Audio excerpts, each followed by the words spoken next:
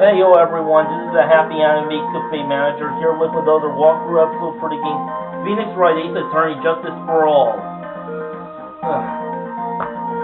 Anyway, I had some important stuff to do, so in the meantime I had to I ended up charging my camera while to take care of the other stuff, so now I'm ready to let the events unfold.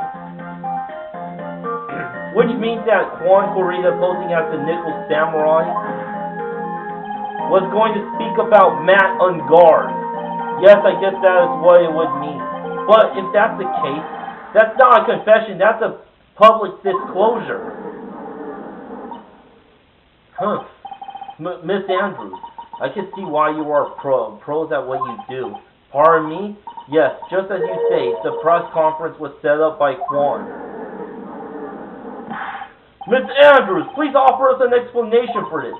Also, the one he asked to help set it up. And the person who prepared the second costume for him, that was also me. You? Quan had bet everything on the Jammin' Ninja this year, and if he lost the Grand Prix, he was going to make sure that Matt was going down with him. That's what he thought anyway. He was going to ruin him? Huh? It looked like somehow Quan had his hands a secret so powerful that would destroy Matt's acting career had it been revealed. What? Do you know what the secret of Mr. On Guard is, Miss Andrews? That's something only Quan knew. I don't know what it is. Ah, I see. I've probably been coming off quite suspicious to everyone, but that's how to be expected. I've been trying to protect Matt after all. Protect Mr. On Guard? And yet again, another strange bit of truth comes to light, it seems. Miss Andrews, if you could please tell us about the truth about your behavior. Yes, Your Honor. Understand.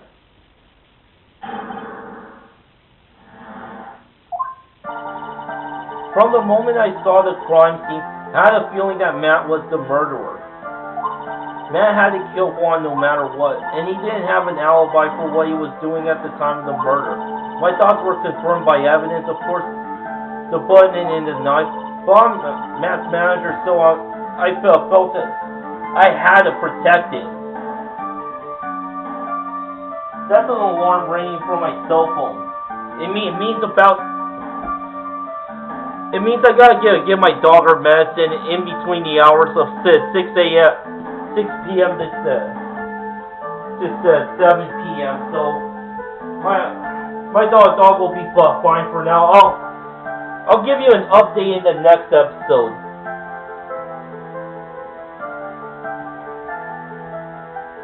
Well, I'm Matt's manager, so I felt that I had to protect him. This does account for everything. Well, I am the logical type. We're finally seeing her true self. She is more nervous than a scared rabbit. If there are no objections, I feel that I could pass a verdict based on this testimony. Now, Mr. Wright, if you please. Looks like somehow everything has swung to the opposite end of the scale again. That just means I have to put my weight into this and turn her logic upside down. Protecting Matt.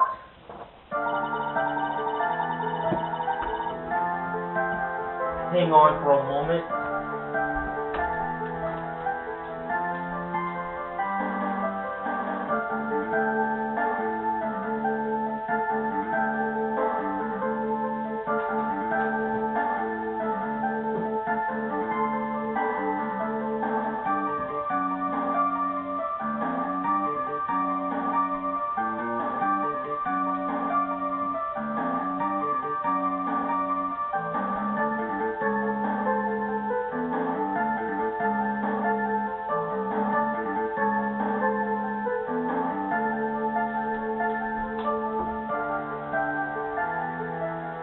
My dog does not like to take the medicine, so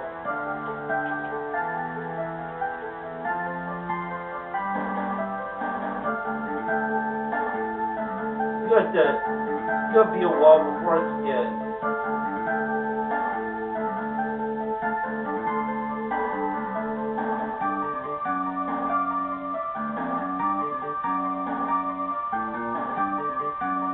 Pebble.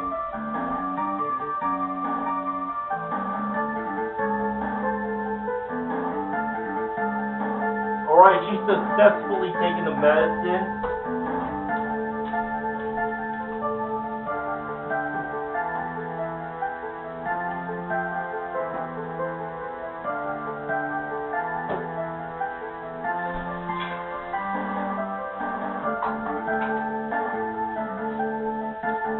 Sorry I had to keep you viewers suspended like that. But it's important that my dog now takes the medicine every evening because she's getting really old. It's what the vet told my stepbrother, my mother, when she had an epilepsy episode.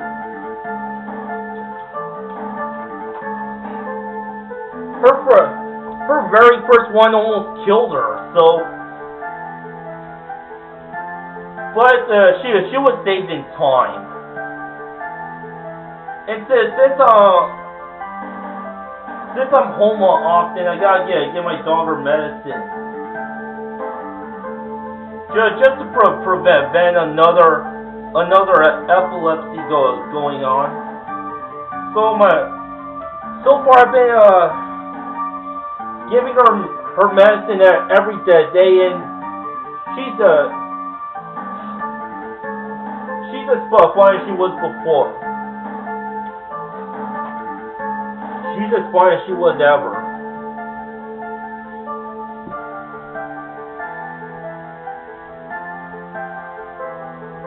Anyways, well, let's go back to unfolding the event. From the moment I saw the crime scene, I had the feeling that Matt was the murderer. Would you say that was your intuition speaking to you? Don't confuse my methods for reasoning with your own. If you want to prove that someone did something, you need three things. Three things? A motive, an opportunity to commit the crime, and finally, decisive evidence. If you think these three things through, the answer becomes quite clear. You should have already known that, Phoenix. They didn't teach that to us in school, at least not from what I remember. May I continue now?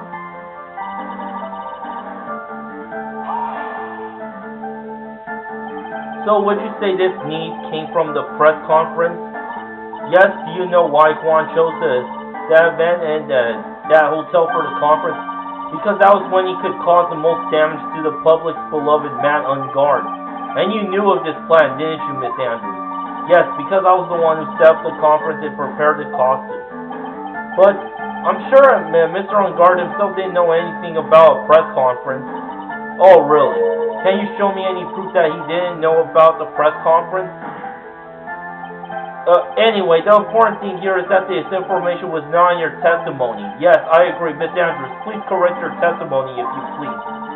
Grasping at straws now, are we, Mr. Wright? I know what his motive was, but I don't have any way to prove I'm right. Has Mr. Ungard done something to hurt or betray you personally? Why would you ask? You were the one who helped Mr. Corrido with his press conference, and that event was supposed to bring down Mr. Ungard, yet you still helped out. The person on trial right now is Mr. Ungard, right? What the witness was thinking, helping the victim with his what the witness was thinking, helping the victim with his plan, is none of our concern. In any case, this means that the defendant had a motive to kill. Why do I keep doing this to myself? And he didn't have an alibi for what he was doing at the time of the murder. But didn't you already testify earlier that Mr. Ungard was taking a nap in his room? Are you telling me now that 2 was a lie so you could cover up for Mr. Ungard? I'm not telling you anything of the sort. When I went to get him for the show, he honestly was sleeping. However, as to whether he was sleeping the entire time, that I couldn't say. I was too busy setting up the stage at the time. I keep trying, but I can't find no flaws with what Miss Andrews has said. I can't say the same for some people here in this courtroom, however. The judge is glaring straight at Mia. He's glaring at you, smart guy.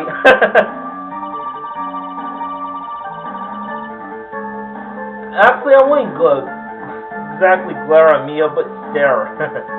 My thoughts were confirmed, and yes, and Miss Andrews as well.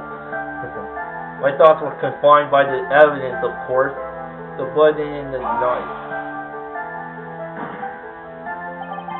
You could hardly call the knife decisive evidence. The fingerprints on the knife could very well be a clever camouflage. Then, what about the button? The button?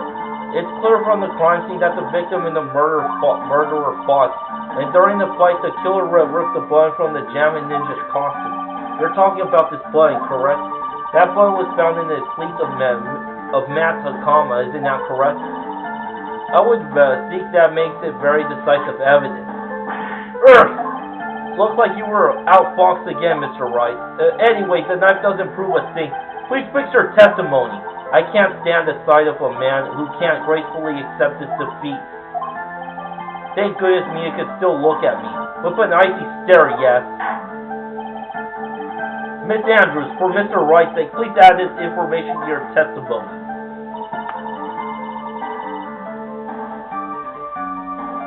That button was torn off of Juan during his fight with Matt.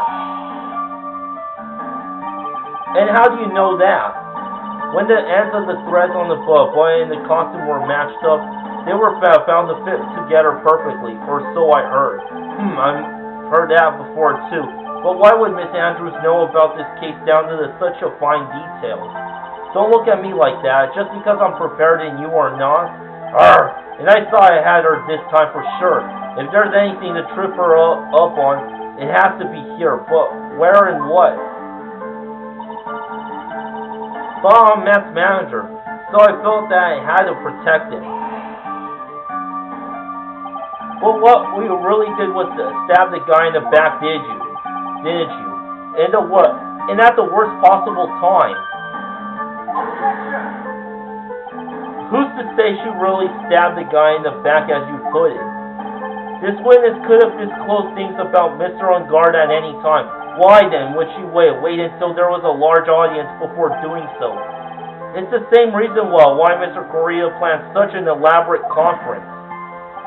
Miss Andrews wanted to cause Mr. On Guard as much damage as she possibly could. This witness bears ill will towards the defendant. This isn't the Phoenix Wright wax philosophical power hour. And please stop slandering the witness. As I expected, Miss Andrews' testimony seems pretty solid. Really, because to me it sounded a little wishy-washy. Wishy-washy, well, I guess we'll see if I press a little more. You should know this by now. But you'll need a strong, decisive evidence to make her talk. Got it, Chief. I'm going to pin you down this time, Miss Andrews.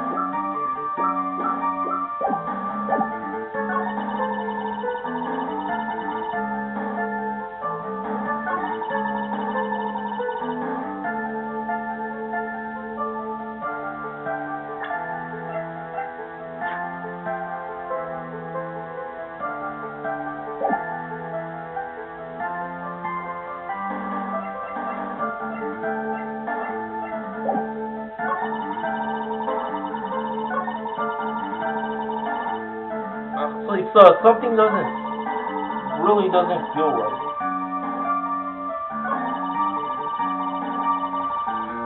Okay, so the spare costume was in the guitar case.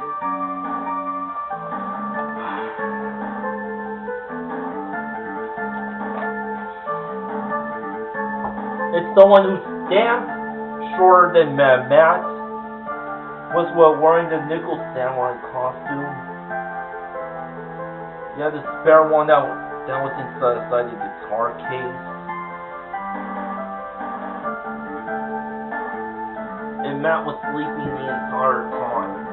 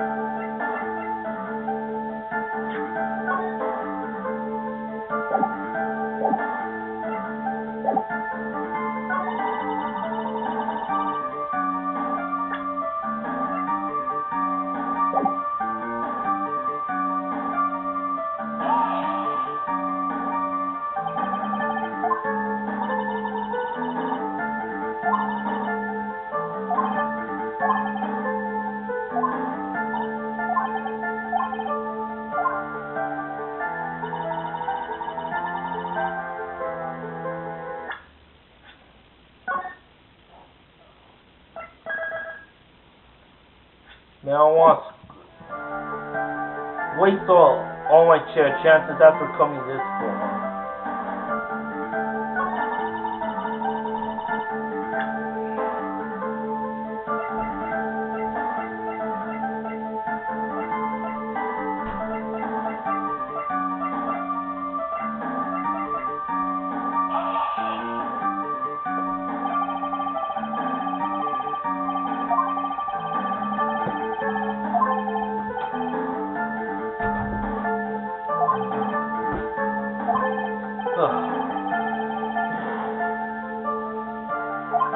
Now my stepbrother's home.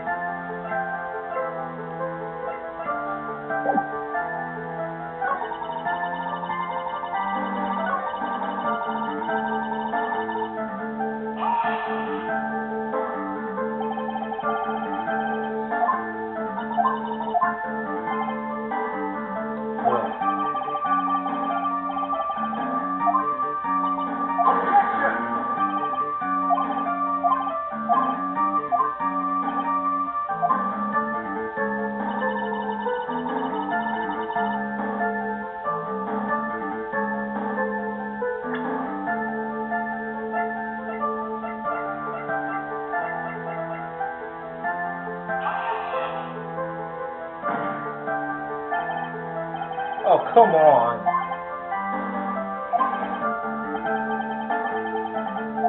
You know, I actually found a video on YouTube that I found rather a bit funny. It's called How People Play Ace Attorney.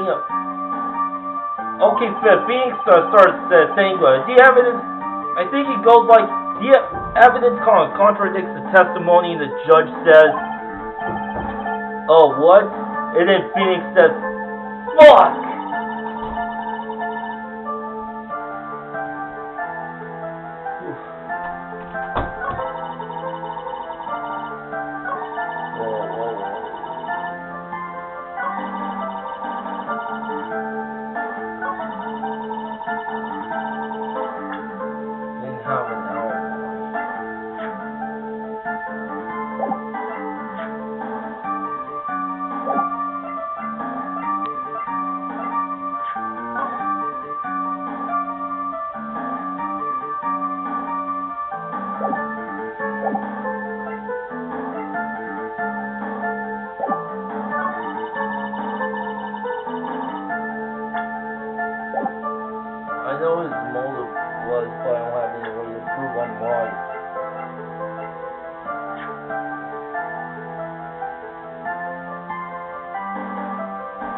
shopping solicited impact of suicide.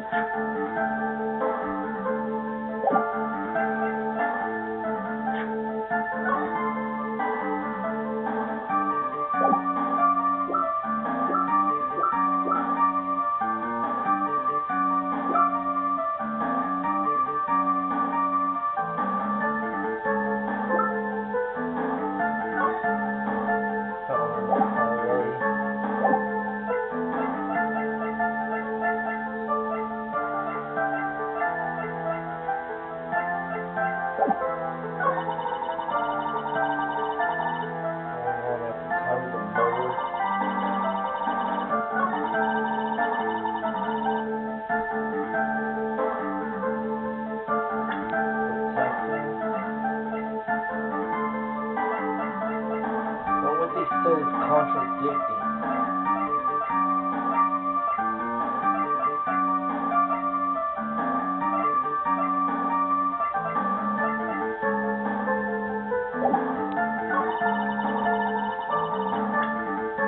What about profiles of people?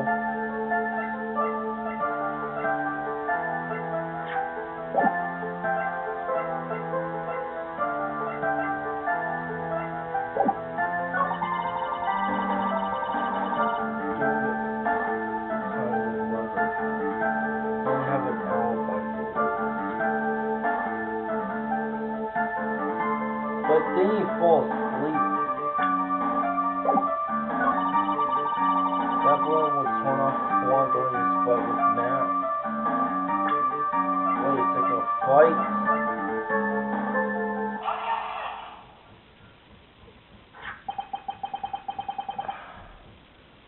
Yeah, I've been wanting to present that autopsy report for some time.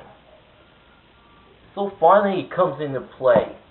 This is the victim's autopsy report. It clearly states that the cause of death was strangulation by a scarf. The strangulation? The knife stab to the victim was done after the victim had already died. And what does that mean? Let's examine the evidence. This button has the victim's blood on it, which would mean that it was ripped off the costume when after the knife was stabbed into the victim. Exactly, which means it is impossible that this button was torn off during the victim's final struggle, because the victim was strangled to death in that fight. That's right, Miss Andrews. There is no way this button was ripped off during the struggle. This button was consciously pulled off the victim's already dead body. Order! What is the meaning? What's the meaning of this, Wright? So what if the button was torn off the body after the victim had already died? What does that change? Let me ask you one simple question, Mr. Edgeworth. Why has the button torn off? What purpose did that serve? What purpose? We now know this. This button was not torn off during the fight, so the murderer took the time and effort to purposely rip this from the victim's body. That would mean that the murderer had something in mind, wouldn't it? Mr. Wright, does this mean you know what the murderer wanted to do with this button? What was it? To pin the crime on guard. There was only one logical reason for doing something like that. It was to pin the crime on Mr. On guard. There is no way anyone would put a bloody button in their own pants. That's right. Mr. On guard was set up by the real killer, of course.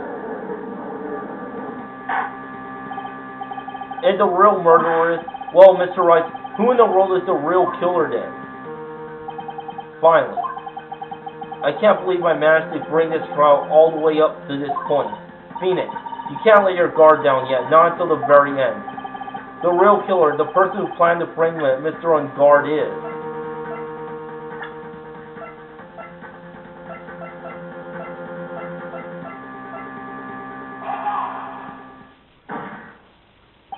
Miss Adrian Andrews, I choose you. You are Mr. Corita's killer. What? Order, Mr. Wright. This is a very grave matter. Do you have any evidence that supports your charge? Any evidence? All of the evidence points to Miss Andrews. Well, how preposterous! You can't stick any of that on me. I can't, can I? Will you care to test me? Then, what about this knife? The knife was used to stab the victim after he had already been strangled to death. It was used to throw suspicion on Mr. Ungard naturally. A knife covered in the defendant's fingerprints could only be taken from his room.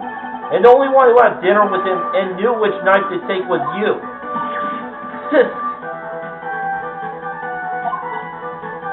Then, what about the blood that was found in massive coma? This blood was removed from the victim's body after he had already died. The only one who could have done so were the person who found his body or the killer.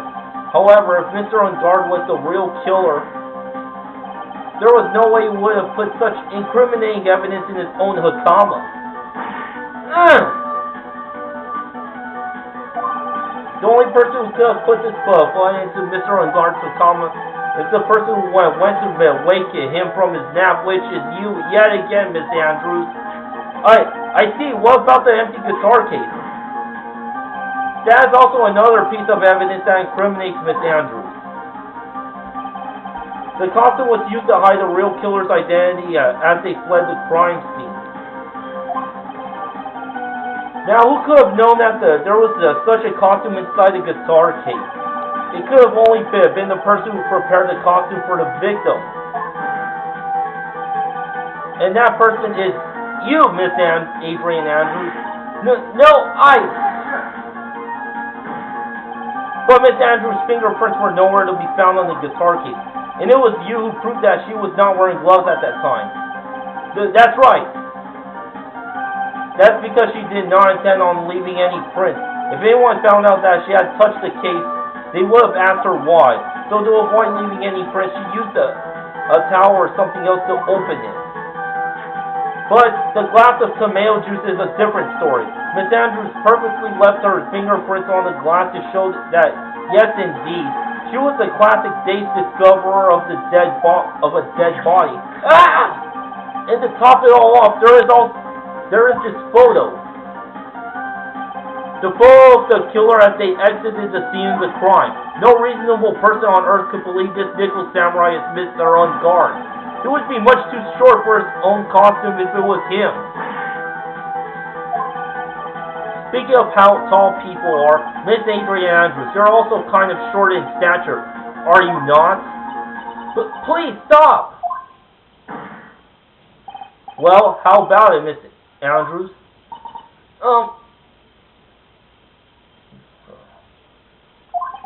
I've got her this time.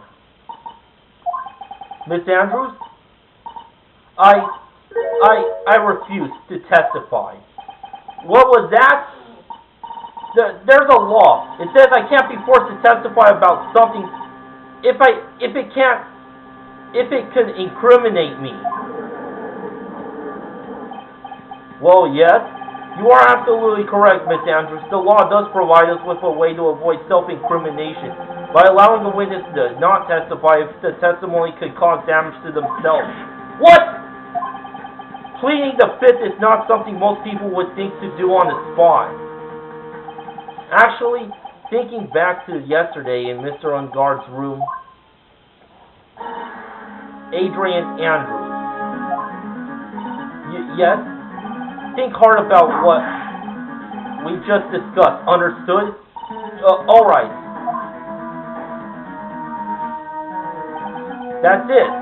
That's when Francisca planned this idea into her head. She must have told Miss Andrews not to testify if things looked bad. You did a good job proving everything up to this point, Phoenix. But there is still one thing you haven't done yet. Well, thanks for watching. Until next time, to be continued, baby.